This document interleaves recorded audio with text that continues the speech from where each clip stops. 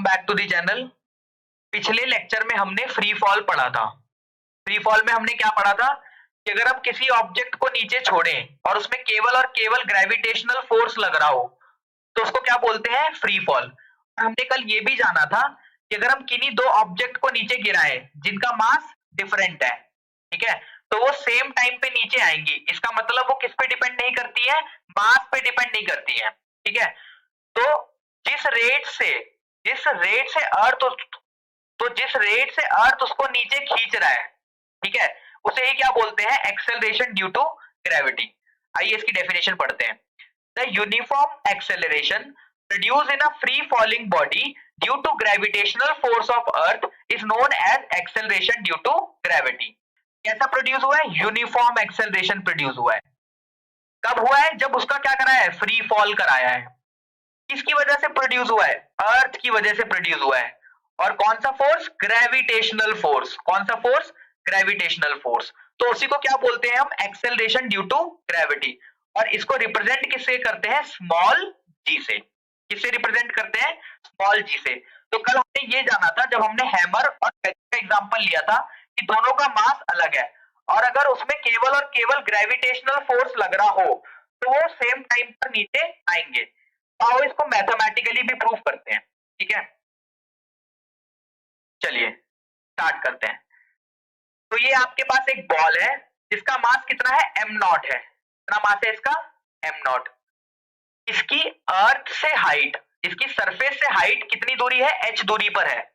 ये एक अर्थ है जिसका मास एम ई है और इसका रेडियस कितना है, आर है, ठीक है। तो हमने ग्रेविटेशनल फोर्स का फॉर्मूला क्या पढ़ा था, F इज इक्वल टू में G into M1 into M2 by R square, यही पढ़ा था। तो हमारा M1 क्या है, ये बॉल है, और M2 क्या है, ये अर्थ है, क्योंकि इन दोनों के बीच में ग्रेविटेशनल फोर्स लग रहा है ना। तो G into M not into M E upon R, कितना है, इन दोनों के बीच का डिस्टेंस कितना है, R plus H, R plus H का स्क्वायर, ठीक है। अब फोर्स का हमने एक और फॉर्मूला पढ़ा था, F इज इक्वल टू में होता है m इंटू ए, ठीक है। तो हमने ए क्या बोला था कि एक्सेलरेशन, ए क्या होता है, एक्सेलरेशन, और एक्सेलरेशन क्या है, एक्सेलरेशन ड्यू टू ग्रेविटी। तो ए को हम किससे रिप्रेजेंट कर सकते हैं, जी से। तो ये फोर्स हो गया हमारा F इज इक्वल टू में m इंटू जी। अगर मैं इसको इक्वेशन नंबर 1 बोल दूं और इसको इक्वेशन नंबर 2 बोल दूं, तो फ्रॉम इक्वेशन नंबर 1 एंड 2, 1 और 2 से मैं क्या बोल सकता हूं, m इंटू जी, और m ये क्या है, m नॉट वाला, ठीक है। m इंटू जी किसके इक्वल है, g into m not into m E bye r plus h का स्क्वायर।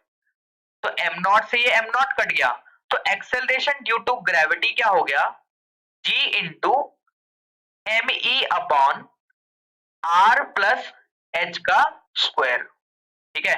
तो एक्सेलरेशन का फॉर्मूला क्या आ गया हमारे पास, g इज इक्वल टू में capital G into M E upon R plus H का स्क्वायर।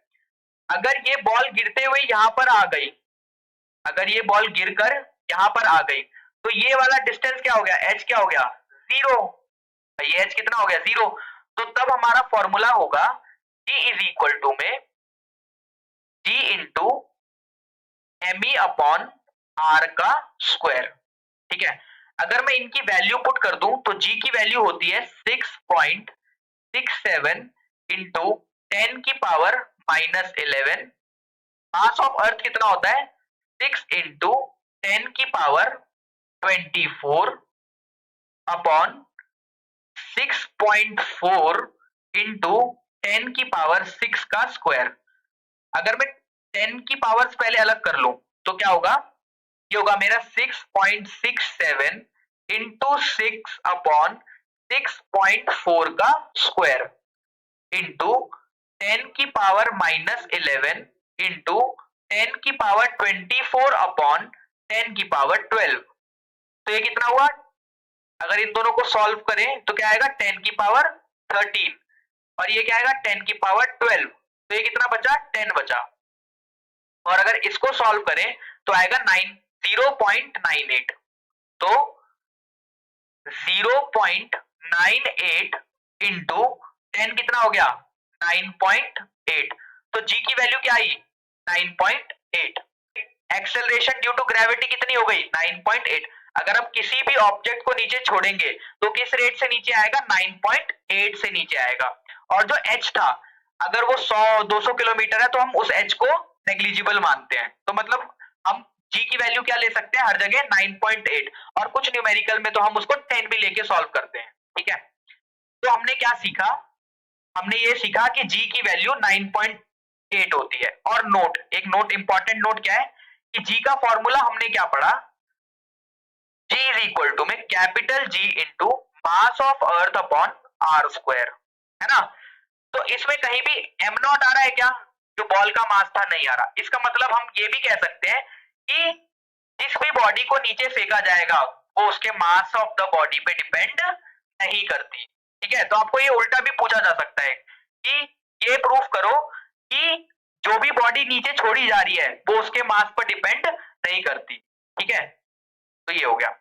एक क्वेश्चन और कि what will be the value of G when we will go up. जब हम ऊपर की तरफ जाएंगे, अर्थ से ऊपर की तरफ जाएंगे तो हमारा जी की वैल्यू क्या होगी। तो हमने फॉर्मूला क्या पढ़ा था जी का, जी इज इक्वल टू में capital G into M E upon R plus H का स्क्वायर। अब ये एच है, अगर तुम एच की वैल्यू इंक्रीज कर रहे हो मतलब ऊपर जा रहे हो, मतलब हाइट इंक्रीज हो रही है, अगर हाइट इंक्रीज हो रही है तो डिनोमिनेटर क्या हो रहा है इंक्रीज हो रहा है।